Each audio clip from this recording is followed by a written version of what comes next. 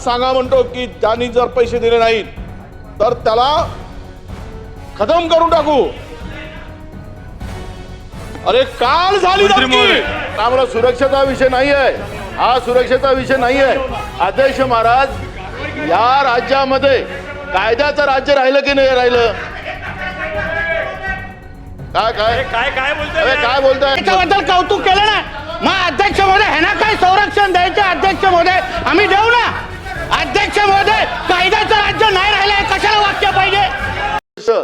साजिद पठाण याला दुसऱ्यांदा वैष्णव गँगचं धमकी आली। अध्यक्ष महाराज, अध्यक्ष महाराज, सभागृहातल्या सदस्याला अधिवेशनच्या काळामध्ये जी वैष्णव गँगचा परवाच कालच इथे चर्चा झाली सभागृहामध्ये, आणि वैष्णव गँगचा वैष्णवी गँग लोक समजा या सभागृहातल्या सदस्यांना धमक्या देत असेल तर ही पण गंभीर बाब आहे।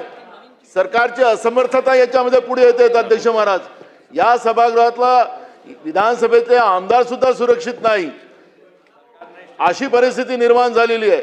आणि म्हणून हा शेतकऱ्यांचा सगंत आपण मान्य केलाच पाहिजे। आणि साजिद पठाणला याच गँगनी बाबा सिद्दीकी माजी मंत्री त्याचा खून केलेला आहे अध्यक्ष महाराज।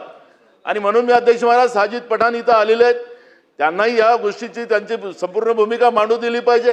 अध्यक्ष महाराज, आमदारच सुरक्षित या राज्यात नसेल तर या राज्यातली जनता सुरक्षित कशी राहू शकते? अध्यक्ष महाराज, पत्रकारांनी समजा उद्या त्यांच्याबद्दलच्या लिहिलं या गँगच्या बद्दल, त्यांचाही जीव धोक्यात येणार अध्यक्ष महाराज। आणि म्हणून अशा या गंभीर परिस्थितीवर मी मुद्दामून आपलं लक्ष वेधतोय। आणि आमचं संरक्षणाची जबाबदारी अध्यक्ष महाराज आपली आहे, आणि म्हणून ह्या गंभीर बाबीकडे मी आपल्याला या ठिकाणी लक्ष केंद्रित केलेलं आहे। साजिद पठाणला आपण या ठिकाणी बोलू द्यावं, आणि माझा शेतकऱ्यांचं जो सगन या ठिकाणी आत्महत्याचा मी मांडलेला आहे तो सगन आपण मान्य करावा। शासनाने याची नोंद घ्यावी। अध्यक्ष महोदय, मंत्री महोदय, मंत्री महोदय, हे सरकार गंभीर नाही अध्यक्ष महाराज। मंत्री महोदय सांगितलं ना अध्यक्ष महोदय, वडेट्टीवार साहेब बोला। दोन शेतकऱ्यांच्या आत्महत्या झाल्या, हे काय भूषणावं आहे का?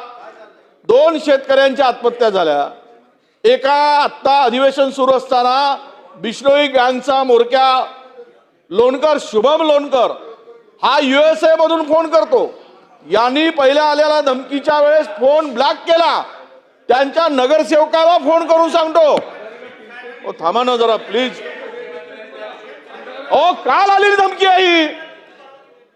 परंतु आम्ही असं नका करू गुलाबराव, तुम्ही आम्ही आमदार आहोत। वडेट्टीवार साहेब पुढे घ्या। नाही मी अध्यक्ष महोदय, काल आलेली धमकी, हे फोन उचलत नाहीत त्याचा, म्हणून त्या शुभम लोणकरचा USA वरून मी तुम्हाला टेप जर ऐकून दाखवली सगळी, त्याच्या ऑडिओ रेकॉर्ड आहे सगळा। अध्यक्ष महोदय USA फोन करतो आणि त्याला सांगा म्हणतो की ज्यांनी जर पैसे दिले नाहीत तर त्याला खतम करून टाकू। अरे काल झाली धमकी, काय काय अध्यक्ष महोदय, नाही कारवाई त्यांच्यावर बिश्नोई गँगवर लक्षात घ्या, ऐकून घ्या मंत्री महोदय। अहो पण त्या भूमिकेबद्दल बोलल्यात ना सरकार म्हणून परत करताय तुम्ही। वडेट्टीवार साहेब ऐकून घ्या। अध्यक्ष महोदय, बरोबर तुम्हाला संधी देतो। अध्यक्ष महोदय, मंत्री महोदय, अध्यक्ष महोदय अमीन भाई, या बिश्नोई गँगच्या संदर्भात अध्यक्ष महोदय, सन्मान्य सदस्य, अध्यक्ष महोदय बसा, अध्यक्ष सन्मान्य सदस्य खानजींना जी काय धमकी आली अध्यक्ष महोदय, बिश्नोई गँगच्या संदर्भात जी सरकारची अधिकृत भूमिका त्या दिवशी आदरणीय मुख्यमंत्री साहेबांनी स्पष्ट केलेली आहे। कुठल्याही पद्धतीची धमकी आमचे आदरणीय सदस्य असतील की कोणावर कोणाची दादागिरी खपून घेणार नाही, हे फ्लोर ऑफ द हाऊसवर अध्यक्ष महोदय सांगितलंय। आणि म्हणून आदरणीय सदस्यांच्या बाबतीमध्ये जी काय त्यांची तक्रार आहे, जी काय माहिती आहे त्यांनी द्यावी निश्चित। ऑडिओ क्लिपिंग पण जे तुमच्याकडे पुरावे आहेत खान साहेब, जे तुमच्याकडे पुरावे आहेत ते तुम्ही पोलिसांना द्या, दखल निश्चितपणे घेतली जाईल अध्यक्ष महोदय। अरे तक्रार करा ना, नक्की ना, आता इथं वाढवणार का बसून बसून? तुम्ही तक्रार करा, माहिती द्या, निश्चित होईल ना। कोण नाही कोण बोलताय याच्यामध्ये, नाही, कोणच बोलत नाही अध्यक्ष महोदय. ठीक आहे, आणि त्या नानाभाऊ. दिवशी सीएम साहेबांनी या बाबतीमध्ये भूमिका स्पष्ट केली अध्यक्ष महोदय. मग परत तुम्ही याची परवानगी आहे कसं काय? नाना भाऊ हा मंत्री महोदयांनी जे भूमिका इथं मांडलेली आहे, मंत्री महोदयांनी भूमिका जी मांडलेली आहे अध्यक्ष महाराज, बरोबर आहे. माननीय मुख्यमंत्र्यांनी त्या दिवशी भूमिका मांडली अध्यक्ष महाराज, पण मंत्र्यांनी एकदा गोष्ट मान्य केली अध्यक्ष महाराज, त्यांच्या बोलण्यातूनच आपल्याला स्पष्ट होतं की मुख्यमंत्र्यांनी या ठिकाणी सांगून आम्ही यांना सोडणार नाही, त्यांच्यावर कडक कारवाई करू, पण मुख्यमंत्र्याचा आवाज वैष्णव गँग ऐकायला तयार नाही. काल यांना काल काल काल परवा ऐका आता तुम्ही, आता गडबड नको. ऐकून घ्या. काल अध्यक्ष महाराज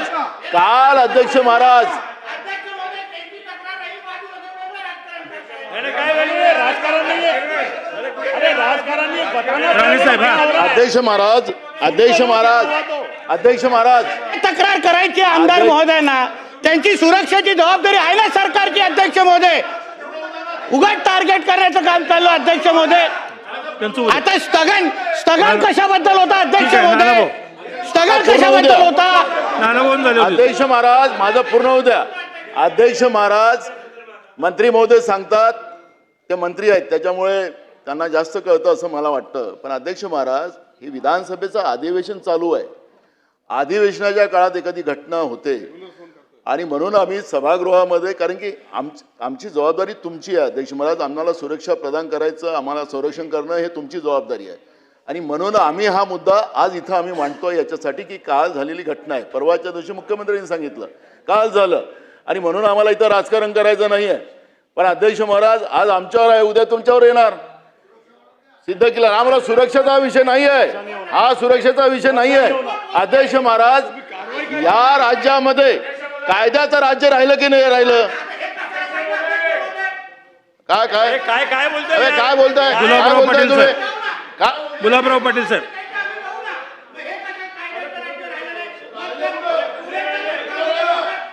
ठीक आहे. कसं राणे फास्ट साहेब. ट्रॅक केस चालवली बघ, मग त्याच्याबद्दल कौतुक केलं ना. मग अध्यक्ष महोदय ह्यांना काय संरक्षण द्यायचं अध्यक्ष महोदय? आम्ही देऊ ना अध्यक्ष महोदय. कायद्याचं राज्य नाही राहिलंय, कशाला वाक्य पाहिजे? कायद्याचं राज्य झालं नाही हे कशा, ह्यांना काय मंत्री महोदय, संरक्षण 100 द्यायचं? आहे, साहेब. अध्यक्ष महोदय आम्ही देऊ ना आमचं सरकार. माननीय अध्यक्ष महोदय,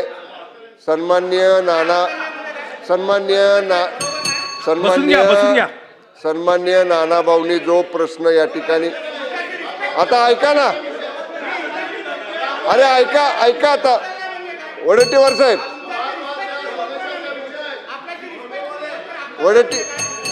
सन्मान्य बसून घ्या. ठीक आहे, मी देतो. सन्मान्य अध्यक्ष महोदय, मंत्री महोदयांचं होऊ द्या, देतो त्यांना. आज सभागृहामध्ये नाना भाऊ बसून घ्या, त्यांचा मंत्री महोदय झालं देतो ना मी. सन्मान्य सदस्यांना जे बरं ऐकाल ना, आता सन्मान्य सदस्यांना आपण जी काय बसून घ्या. फोनवरनं धमकी बसून घ्या. आलेली आहे, ज्या ऐकून घ्या, धमकीची साजिदभाई. तक्रार सन्मान्य सदस्यांनी आज सभागृहामध्ये केली, हे प्रकरण निश्चितपणाने गंभीर आहे.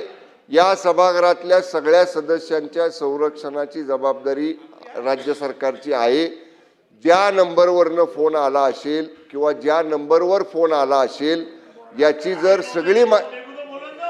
याची जर सविस्तर माहिती आपण सरकारकडे दिली किंवा माननीय अध्यक्षांच्याकडे दिली तर माननीय अध्यक्षांकडनं ती सरकारकडे येईल. जरा एक मिनिट ऐका ना, ती माननीय अध्यक्ष महोदयांकडनं सरकारकडे येईल. त्या सगळ्या कॉल इंटरनॅशनल होता का, नॅशनल होता का, आणि कुठून डायव्हर्ट होऊन आला का, ह्या सगळ्या गोष्टीची सरकार चौकशी करेल. आणि संरक्षण सन्मान्य सदस्यांच्या संदर्भातला निश्चित आयुक्तांना सूचना दिल्या जातील की या तक्रारीच्या अनुषंगानं संरक्षणाचा आढावा माननीय सदस्यांच्या घ्यावा, आणि संरक्षण वाढवण्याची जर आयुक्तांना आवश्यकता भासली तर आयुक्तांच्या स्तरावर तो निर्णय सुद्धा घेतला जाईल. चला एक आपण बसून घ्या. बसून घ्या नाना भाऊ, बसून घ्या. असलम भाई बसून घ्या. साजिद भाई बोला. अध्यक्ष महोदय, मैं हाउस के सभी